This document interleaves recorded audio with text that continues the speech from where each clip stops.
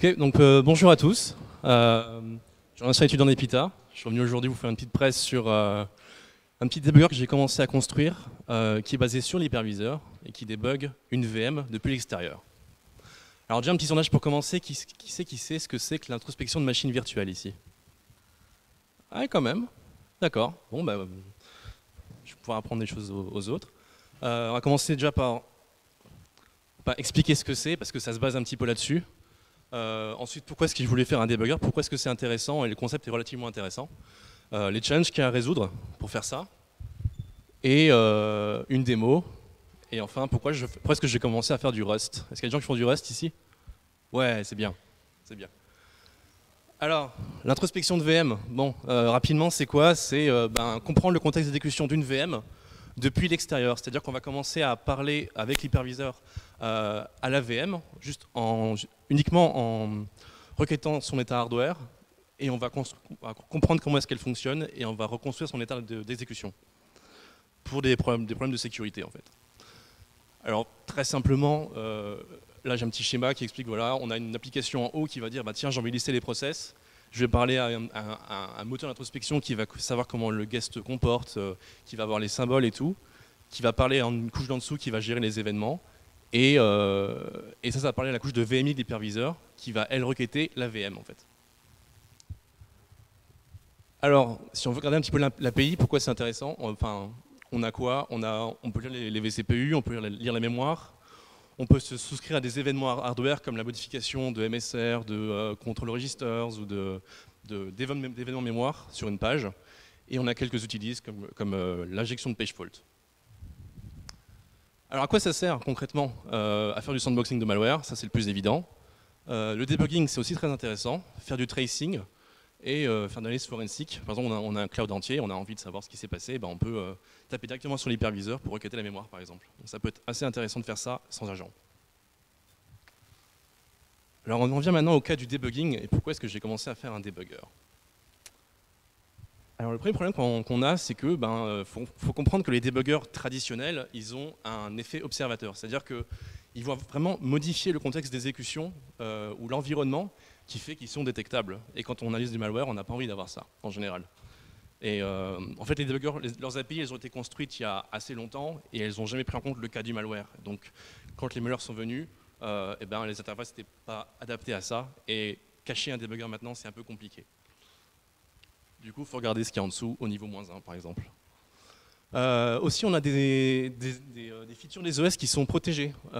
Si vous parlez PatchGuard par exemple, si vous parlez de DRM, ça c'est toutes des features que Microsoft ne veut pas que vous reversez.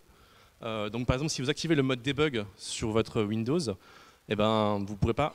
PatchGuard va être désactivé par exemple, et le DRM aussi va être désactivé. Donc vous n'allez pas pouvoir en même temps inspecter PatchGuard et en même temps avoir le mode debug d'activé. Pour des raisons de propriété intellectuelle en fait. Et aussi, nos OS récents, ils sont de plus en plus protégés en fait. Ça c'est une vision, par exemple, vous avez de Windows 10, vous avez une vision du Secure Kernel ici, avec un partitionnement, et c'est pas aussi facile que ça d'accéder au Secure Kernel et de mettre des breakpoints dedans, justement parce qu'il est protégé. Donc en fait, on peut dire qu'aujourd'hui, le debugger se bat un peu avec les features de sécurité des OS. Donc on a envie de retrouver un petit peu du contrôle sur ça.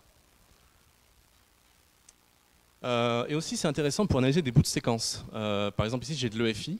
Bon, c'est la séquence de l'EFI, c'est pas la peine de l'apprendre. Hein. Mais en gros, à un moment donné, j'arrive à une sélection de boot device. Alors, ce que je peux faire, par exemple, c'est booter sur une clé USB.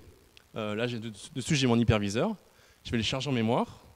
Et à partir de là-dessus, je vais faire du chain loading, en fait. Je vais retomber sur mon UEFI pour le dire hey, continue, charge-moi une autre image. Et il va charger celle du disque dur. Sauf qu'en attendant, mon hyperviseur, ce qu'il a fait, en tout cas mon kernel, il a virtualisé cet état-là. Donc en fait, toute cette séquence de boot, on pourrait l'avoir en virtualisé et on pourrait avoir le contrôle dessus. Donc pas la peine de dépendre d'un agent dans le guest pour débugger la séquence de boot, par exemple. Oh, j'ai les mêmes. Aussi le cas des unikernels. Qui sait ce que c'est qu'un unikernel ici? Quelques-uns, ok. On prend une image très très spécialisée d'un OS, d'une application et on enlève tout ce qui sert à rien. Et toute votre image, en fait, elle tourne en ring 0. Il n'y a pas d'utilities dedans, on ne peut pas faire grand-chose. Mais par contre, ça c'est plutôt rapide. mais il n'y a pas de debug stub en fait. Donc on ne peut pas se loguer sur la VM et débugger ce qui se passe parce qu'il n'y a rien. Et donc finalement, la seule interface pour débugger un unikernel, bah, ça reste ce qu'il y a en dessous, c'est-à-dire l'hyperviseur. Donc ça peut être un bon cas d'utilisation aussi. Et les avantages, bah, finalement on peut faire du debugging on the fly, pas la peine d'avoir un agent dans le guest, pas la peine d'installer un SDK, ça prend du temps, il faut modifier la VM en plus. On a envie de débugger des VM on the fly. Et puis si on regarde encore un petit peu plus loin, ben, ce qu'on est en train de construire, c'est un framework de debug qui est cross-platform. C'est-à-dire que demain, si on me dit, bah, tiens, debug ce qui se passe sur un Linux, je dis pas de problème, je le virtualise, je récupère les symboles et je peux débugger. Pas la peine d'avoir à se familiariser avec les outils d'un Linux spécifique pour débugger cet OS. Donc c'est plutôt puissant comme concept. Et si on va encore plus loin, on peut parler de time travel debugging. Est-ce qu'il y a des gens qui savent ce que c'est? Ouais, quelques-uns. Bon, le concept est assez simple, c'est-à-dire qu'on va enregistrer tout ce qui s'est passé sur une exécution pour pouvoir revenir en arrière. Donc on va avoir des concepts comme du reverse single step, du reverse breakpoint, ce qui est plutôt intéressant. Alors on a plusieurs projets qui font ça. GDB depuis la version 7, il vous le fait. On a une boîte en France qui fait ça plutôt bien. On a Mozilla avec son RR. Et plus récemment, Microsoft qui a investi dedans dans WinDBG Preview, qui a un mode de time travel debugging.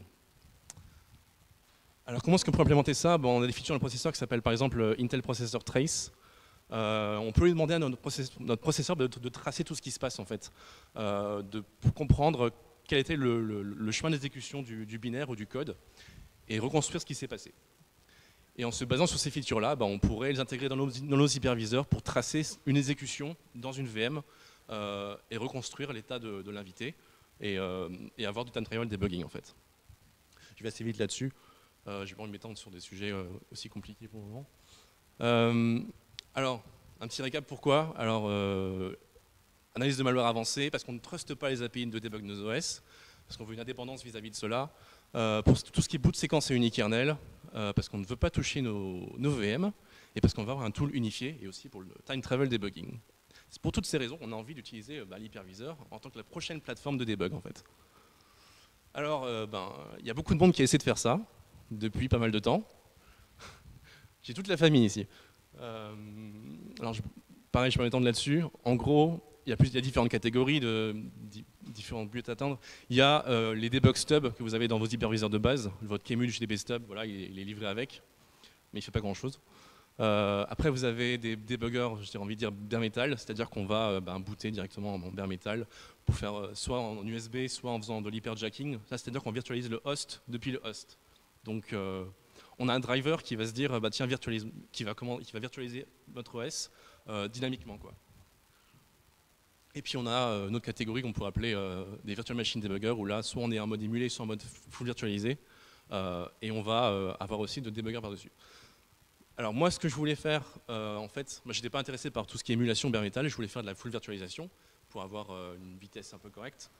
Et je voulais faire un debugger qui soit flexible, c'est-à-dire que ne pas dépendre des hyperviseurs, et après ne pas dépendre du front-end de debug, c'est-à-dire ne pas faire un petit shell en Python avec des primitives de breakpoint, mais de connecter un GDB stub par-dessus, pour être maximum flexible. Donc j'ai abouti à ce projet qui s'appelle Pioneer DBG en 2019, donc, qui est un debug stub par-dessus une petite brique d'introspection et de compatibilité qui s'appelle la libVMI, qui fait l'interface sur les hyperviseurs. On va voir comment ça fonctionne tout ça. Alors, pour faire un résumé d'historique, en fait, il y a beaucoup de projets qui se focus sur un seul hyperviseur. On ne peut pas leur en vouloir parce que c'est assez compliqué en fait de creuser ce genre d'API, de par-dessus construire de l'introspection et après construire son debugger. Mais moi, mon but, c'était vraiment de partir sur un outil flexible de base et d'avoir un design cohérent en fait. Alors les challenges quand on va faire ça, le premier c'est que il faut reconstruire votre API de debug au final. À gauche vous avez votre API de debug traditionnel, l'userland qui parle au kernel, qui dit s'il te plaît tu peux me débugger ce process, et avec une très belle interface, une très belle API. Ça c'est pas très compliqué, vous connaissez votre OS, enfin l'OS sait se débugger lui-même après tout, le kernel. Et à droite vous avez comment ça fonctionne en VMI. En VMI vous savez pas quel OS vous avez à faire a priori, il va falloir comprendre comment est-ce qu'il fonctionne.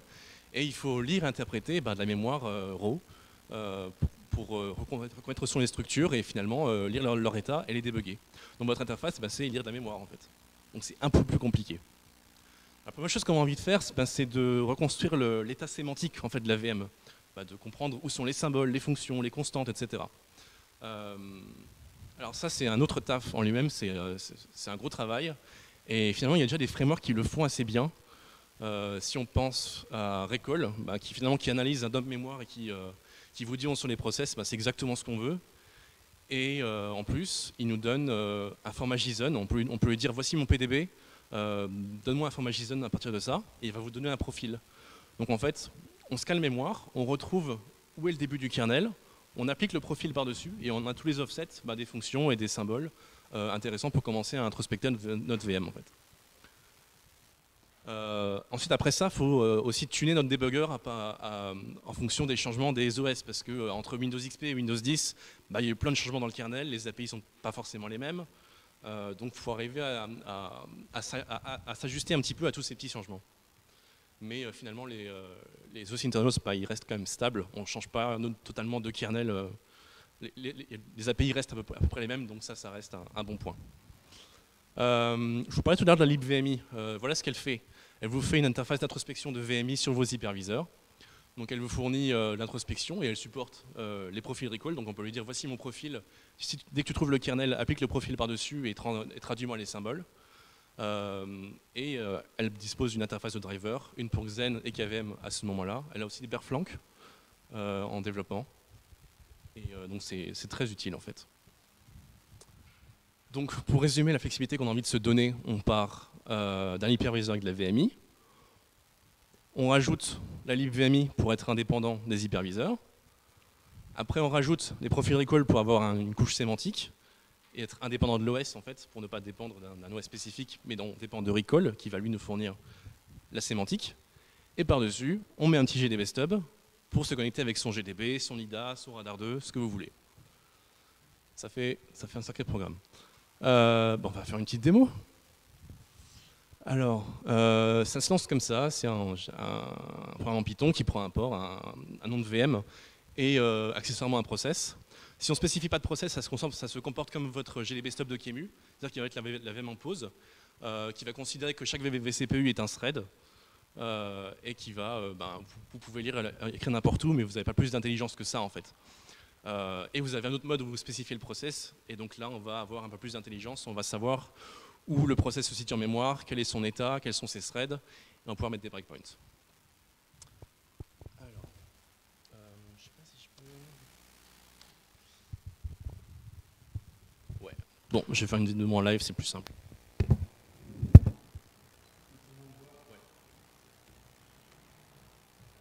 Alors là j'ai une petite VM Windows XP.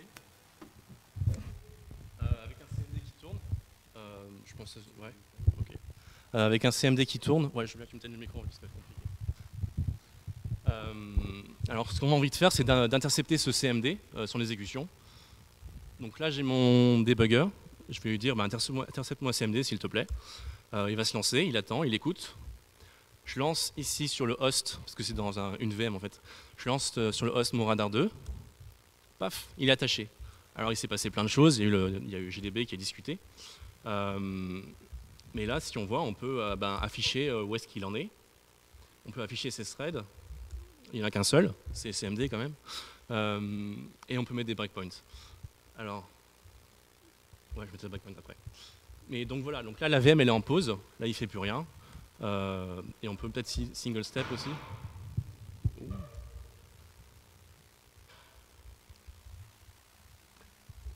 Tac. Alors là en fait, il a craché, tant pis. C'est pas grave. Je ferai une autre démo après. Merci. Ok. Alors, je vais revenir à mon truc. Merde. Donc voilà, donc là on a intercepté CMD et on pouvait lire sa mémoire et lire ses threads et mettre des breakpoints dans le kernel par exemple. Tout ça sans avoir d'agent dans le guest. Ça c'est quand même vraiment très pratique. Ça marche quand même. Alors pour aider les développeurs et m'aider moi en premier, j'ai fait un petit Vagrant parce que quand on travaille avec du Xen c'est pas forcément l'hyperviseur le plus simple à travailler avec. Donc j'ai tout virtualisé pour reconstruire mon environnement dynamiquement. Et pour aider les développeurs qui voulaient travailler dessus, bien sûr.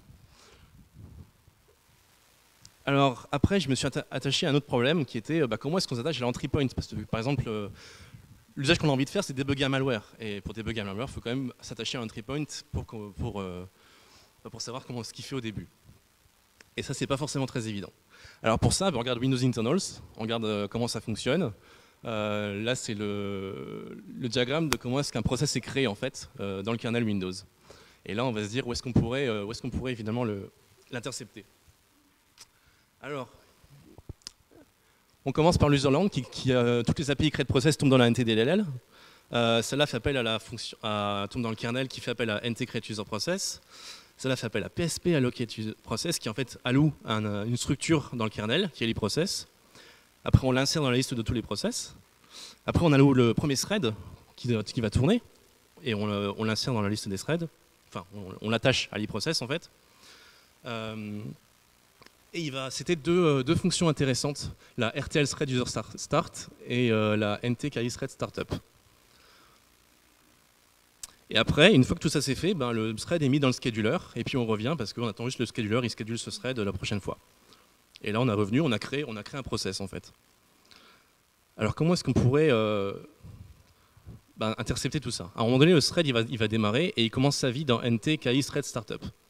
Et après, il va sauter dans la NTDLL, en userland, il va faire un NT continue, il va faire un RTL user thread start, et après, il jump à l'entry point. Ça c'est tout ce qui va se passer. Là-dedans, il va falloir intercepter en fait ce qui se passe. Comment est-ce qu'on pourrait atteindre l'entry point?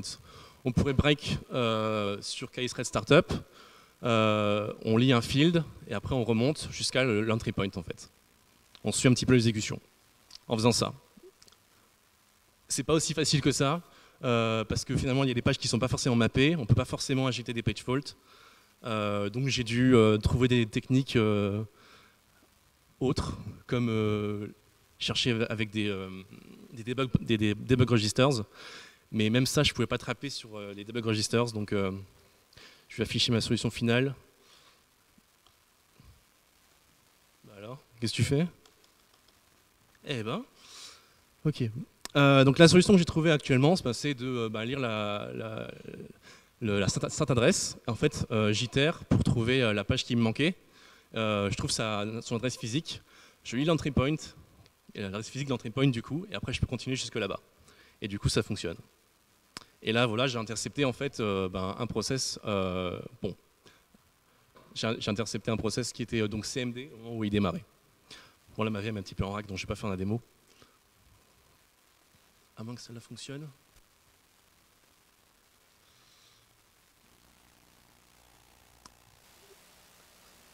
Alors. Donc là j'étais dans système 32 en local pour montrer où était l'entry point. Là je prépare mon CMD à lancer en fait. Donc je lance mon debugger. Comme ça. Voilà, donc là en fait il va attendre, il a KI thread startup et il monitore tous les process qui sont en train de se lancer en fait. Il y en a plein mais en fait il les skip parce qu'ils ne sont pas intéressants. On s'intéresse que à CMD, on a un filtre sur cmd.exe. Là je peux lancer Explorer, je peux lancer SVC Shost, il s'en fout parce qu'il veut absolument avoir cmd.exe. Et là après c'est parti, je fais entrer, je lance CMD, et j'ai intercepté l'appel, et je suis à l'entry point. Si on regarde dans Radar 2, vas-y, hop, bon j'avance, voilà. Si on fait PD, là, je suis dans 0x4D, qui est en fait l'entry point de cmd.exe. Et on fait ça depuis l'hyperviseur, donc c'est plutôt pas mal.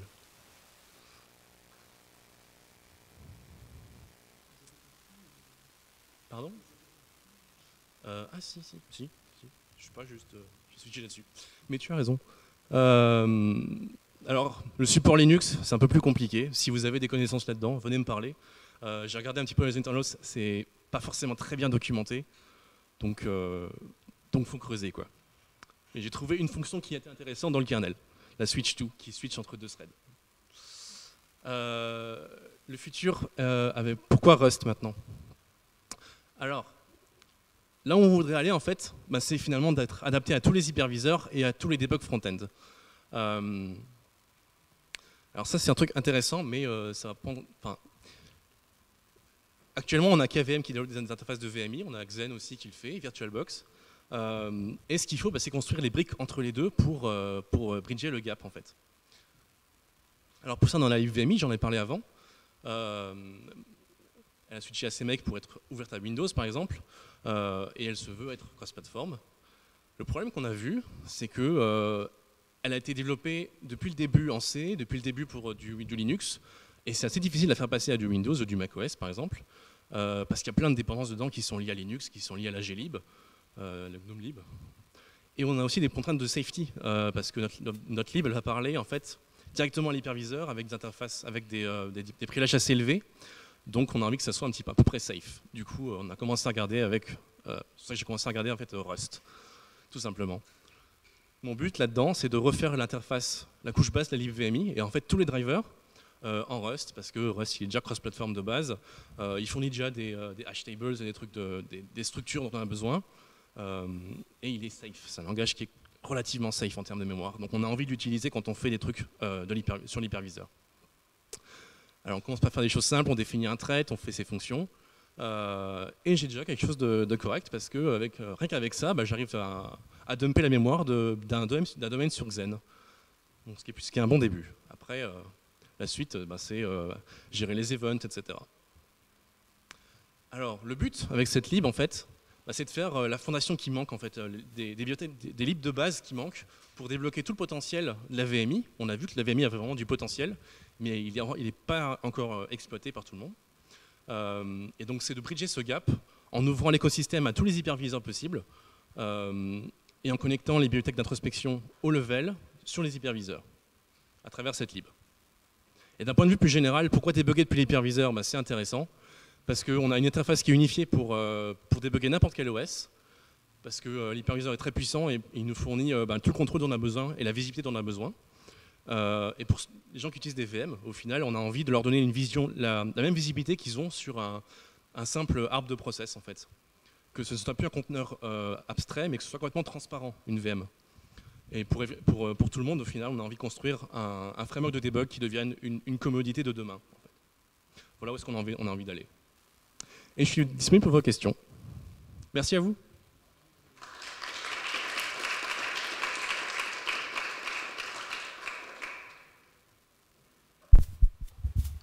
Alors, merci, ça a l'air très stylé comme tool. Merci. Je voulais te demander quelles étaient les archis que tu supportes, parce que j'ai vu que tu supportes Intel, mais je ne sais pas si c'est 32 ou 64 bits. Et est-ce que tu supportes finalement, tu supportes tout ce que supporte l'hyperviseur. Alors moi, la libVMI, elle supporte ARM et x86 actuellement. Donc comme je me base sur la libVMI, je supporte ce que supporte la libVMI, quoi. Okay. Donc tu supportes 32 bits et 64 bits tranquillement. Alors ça, après, faut voir dans ton OS, ton introspection et la façon dont tu gères tes champs. Mais là, par exemple, j'ai un Windows 32 bits. Et comme je me base sur Recall qui va me fournir les symboles et tout, je n'ai pas à me soucier du 32 64 bits, par exemple. Ok. Merci.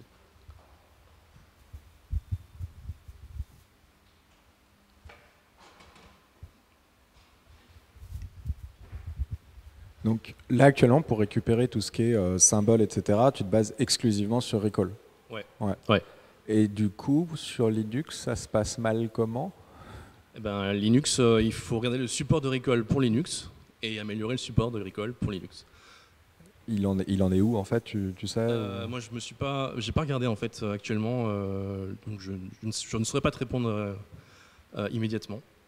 Mais il y a des gens qui s'intéressent, en fait, à faire ça. Donc, genre des gens qui font aussi l'introspection, en fait, qui font du dump sur un cloud, genre Komae, je ne sais pas si tu as dit quelque chose. Voilà, ils ont travaillé un petit peu là-dessus. Donc le support avance au fur et à mesure de l'intérêt des gens.